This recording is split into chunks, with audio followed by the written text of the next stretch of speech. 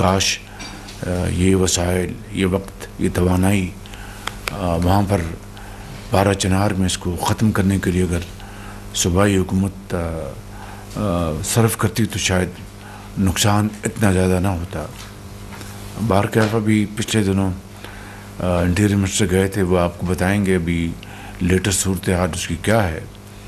تو میں سمجھتا ہوں کہ یہ وہ چیلنجز ہیں جو کہ اس وقت اس کا ہمیں سامنا ہے، لیکن انشاءاللہ مجھے اللہ تعالیٰ کے فضل و کرم سے یقین کامل ہے کہ ہم انشاءاللہ مل کر اس ناسور کا خاتمہ کریں گے، دہشت گردی کا خاتمہ کریں گے، اور پاکستان ضرور انشاءاللہ سرخرو ہوگا اللہ تعالیٰ کے فضل و کرم سے، اور جو قربانیاں دی جا رہی ہیں وہ رائے گاہ نہیں جائیں گی۔ اسی طریقے سے جو ہم پر پابندیاں لگائی گئی ہیں، ہمارے جو نیشنل ڈیفنس کمپلیکس اور دوسری جو اینٹیز ہیں ان کے اوپر جو پابندیاں لگائی گئی ہیں وہ اس کا کوئی جواز نہیں ہے۔ پاکستان قطعی طور پر کوئی ایسا ارادہ نہیں رکھتا جہاں پر ہمارا جو نیوکلیر جو سسٹم ہے وہ اگریسو ہو۔ یہ تو 100% پاکستان کے ڈیفنس میں it is just deterrence, nothing else. It's a programme to defend Pakistan. خدا نخواستہ پاکستان کے خلاف کوئی اگر اگریشن ہوتا ہے، ہمارا صرف اور صرف ڈیٹرنس کے طور پر ہم اس کو اپنا دفاع کریں گے۔ فارن آفس نے ایک بھرپور کمپریہنسو جواب دیا ہے، لیکن ایک بات طے ہے کہ یہ پروگرام جو ہے پاکستان کا نیوکلیر، نہ یہ میرا ہے نہ یہ کابینہ کے آنریبل ممبرز کا ہے، یہ پاکستان کے 24 کروڑ یہ عوام کا یہ پروگرام ہے، جو ان کے دلوں سے بھی ان کو اپنے عزیز ہیں۔ ان کو اس کے اوپر کوئی قطعاً کمپرومائز نہیں ہوگا، اور پوری قوم اس پروگرام کے اوپر یکسو ہے، پوری طرح متحد ہے۔ کل ہماری پہلی میٹنگ بھی ہو گئی ہے اپنا جو پی ٹی آئی کے ساتھ، جو اسپیکر صاحب نے اس میں انیشیٹو لیا، اس میں پھر میں نے مشاورت کے ساتھ ایک کمیٹی کانسٹیٹیوٹ کر دی۔ کل اس کی میٹنگ ہو گئی ہے، 2 جنوری کو اس کا اگلا سیشن ہے۔ تو اس میں اسحاق ڈار صاحب ہیں، ہماری طرف سے رانا ثناء اللہ صاحب ہیں، اور عرفان صدیقی صاحب ہیں۔ پیپلز پارٹی کی طرف سے جناب فارمر پرائم منسٹر راجہ پرویز اشرف صاحب ہیں، نوید قمر صاحب ہیں، پھر ڈاکٹر مقبول صدیقی صاحب ہیں، اور اس کے علاوہ علیم خان صاحب ہیں، اعجاز الحق صاحب، خالد مکشی صاحب جو ہیں، ان کو بھی میں نے اس میں شامل کیا ہے۔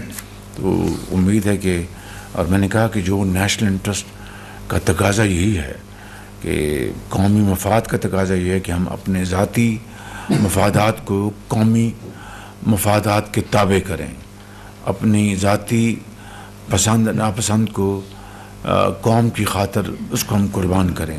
یہ ہمارے سامنے ہونا چاہیے ہدف، اور اس کو سامنے رکھ کر اگر یہ گفتگو شنید ہوگی تو یقیناً اس سے میں سمجھتا ہوں کہ ملک کے اندر ایک سکون آئے گا، ملک کے اندر ایک قومی یکجہتی جس کی یقیناً بہت ضرورت ہے، اس کو فروغ ملے گا، اور ہماری جو یہ ترقی کا جو پہیہ ہے وہ تیزی سے گھومے گا۔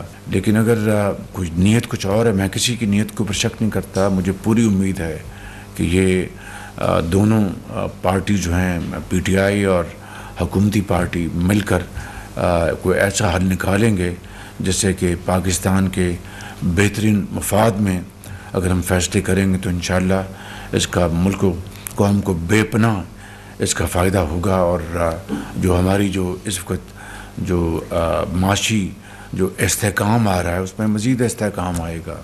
ابھی لاسٹ جو اسٹیٹ بینک نے فیصلہ کیا، انہوں نے پالیسی ریٹ کو 15% سے گھٹا کر اب 13% پہ کر دیا ہے۔ آپ کی جو مہنگائی جو ہے وہ بھی 5% سے کم ہے اس وقت، جو کہ ایک 2018 کے بعد سب سے کم ہے۔